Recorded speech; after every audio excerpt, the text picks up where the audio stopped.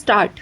महोदय, मैं यहाँ यह भी कहना चाहूँगा कि स्थिरता का अर्थ गलती से जड़ता नहीं समझ लिया जाना चाहिए। सुधारों के मूल में यह बात समझनी होती है कि परिवर्तन आवश्यक है। भारत में स्वतंत्रता प्राप्ति के बाद से हम जिन आर्थिक नीतियों पर चले उनसे हम विकास के एक ऐसे सोपान पर पहुंच गए कि जिससे 2001 तक हमारा काम अच्छी तरह चलता रहा। इससे पहले भी परिवर्तन की आवश्यकता अनुभव की गई थी और 80 के दशक के अंत में परिवर्तन शुरू भी किए गए थे। 1990-91 के संकट से तो इस प्रक्रिया में तेजी आ गई। अपनी पिछली नीति से जो हमें सफलताएं मिली थीं, ये सुधार उसी पर आधारित थे। यदि हम 1991 में नियमनों को दूर कर सके और उदारीकरण को जारी कर सके तो इसका कारण यह था कि प्रधानमंत्री के बुद्धिमत्तापूर्ण मार्गदर्शन में स्वतंत्रता प्राप्ति के बाद से हमारी अर्थव्यवस्था के विभिन्न क्षेत्रों ने प्रगति करके एक आंतरिक शक्ति प्राप्त कर ली थी। उनका घोषणा पत्र पार्टी का 1991 का घोषणा पत्र इस बात का स्पष्ट और बिल्कुल सही द्योतक है कि क्या आने वाला है। कृषि में अपनी प्रगति के फलस्वरूप हम आत्मनिर्भर हो गए थे। हमारे उद्योग इतने मजबूत बन गए थे कि बाहर के विदेशी संपर्क को वे झेल सके। प्रतियोगिता के क्षेत्र में भी और सहयोग के क्षेत्र में भी हमारी नीति में एक निरंतरता बनी रही है, जिसके परिणाम स्वरूप हमें अपने सुधारों के लिए आधार मिला है। जो नई आवश्यकताएं आ रही थीं और जो आवश्यकताएं सामने दिख पड़ रही थी, वे सुधार उन्हें देखते हुए किए गए थे।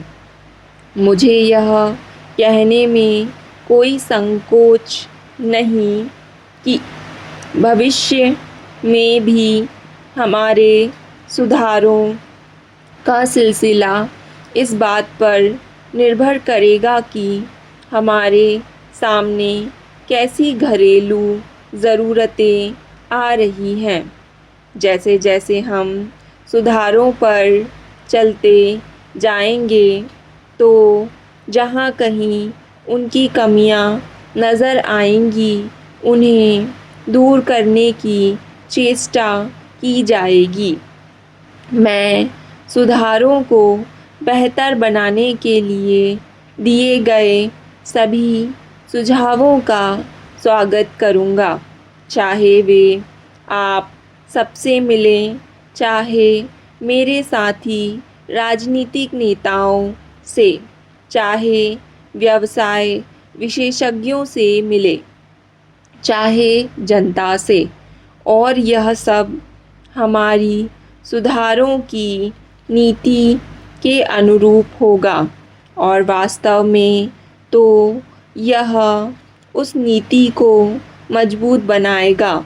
कभी उस नीति को परिशुद्ध करने पर जोर देकर और कभी उसमें मानव हित पर ध्यान देकर, और ये दोनों पहले दिन से ही हमारी नीति का एक भाग थे।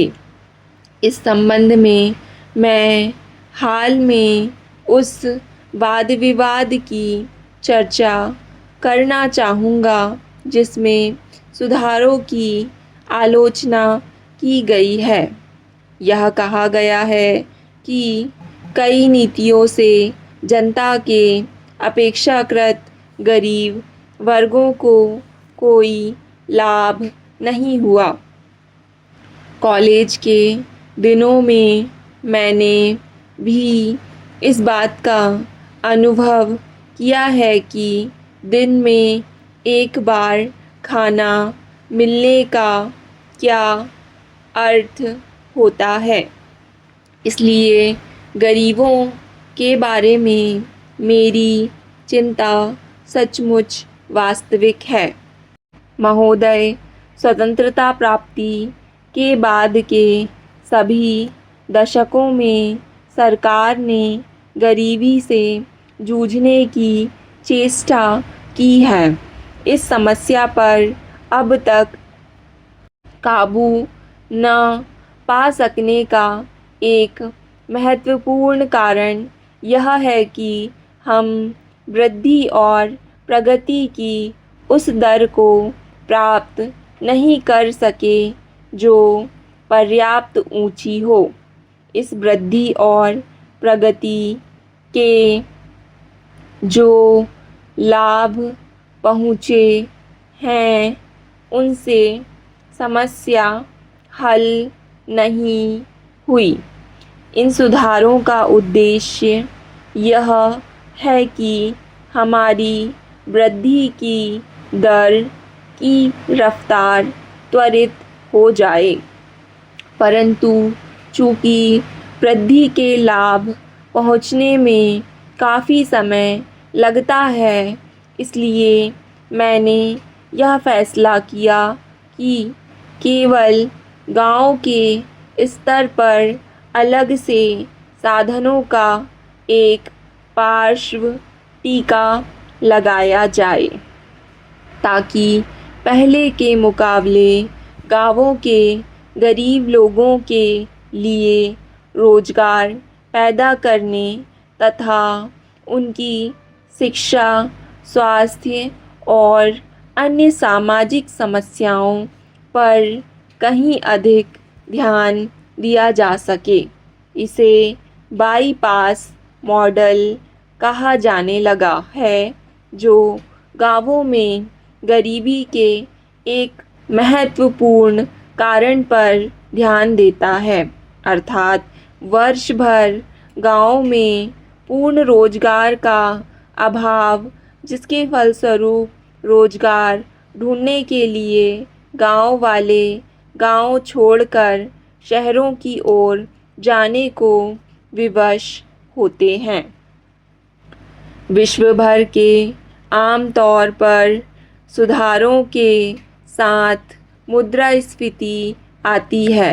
उसकी कठिनाइयों को पूरी तरह मिटाने की बात तो नहीं हो सकती, परंतु उन्हें कम करने के लिए मैंने नए सिरे से मजबूत बनाई गई सार्वजनिक वितरण प्रणाली को लागू किया है, जिसके अंतर्गत गरीब लोगों को अनाज विशेष रियायती दरों पर दिया जाएगा।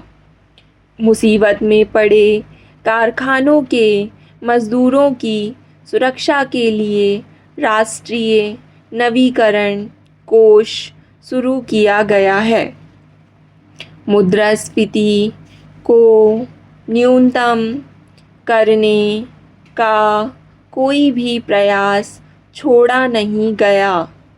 मैं यह चर्चा आपको इस बात की जानकारी देने के लिए नहीं कर रहा कि हमने क्या किया है, बल्कि इस बात पर ज़ोर देने के लिए कर रहा हूँ कि हमने आँख मूंद कर ये सुधार नहीं किए, बल्कि इस बात पर अच्छी तरह विचार करने के बाद किए हैं कि क्या कठिनाइयाँ सामने आ सकती हैं, और इस दिशा में समझते बूझते हुए प्रयास किए हैं कि उन कठिनाइयों को किस तरह कम किया जा सकता है,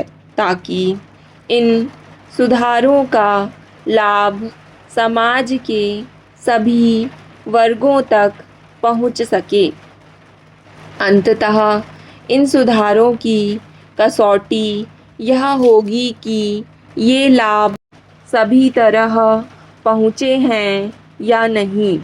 जब तक इन सुधारों का लाभ व्यापक रूप से ना पहुँचे, मैंने जनता के उन वर्गों के हितों के लिए विशेष योजनाएं बनाई हैं जिन तक ये लाभ पहुँचने में समय लगता है। मेरे लिए वृद्धि की दर के आंकड़ों का कोई मतलब नहीं। मैंने तो शुरू से मानव हितों का ध्यान रखा है और इसी दिशा में हमने अपने प्रयास आगे बढ़ाए हैं। आज ज़रूरत इस बात की है कि हम बड़ी सावधानी पूर्वक यह देखें कि समय समय पर हमारे सामने क्या बाधाएं आ सकती हैं और उनको तत्काल और प्रभावकारी ढंग से दूर करें।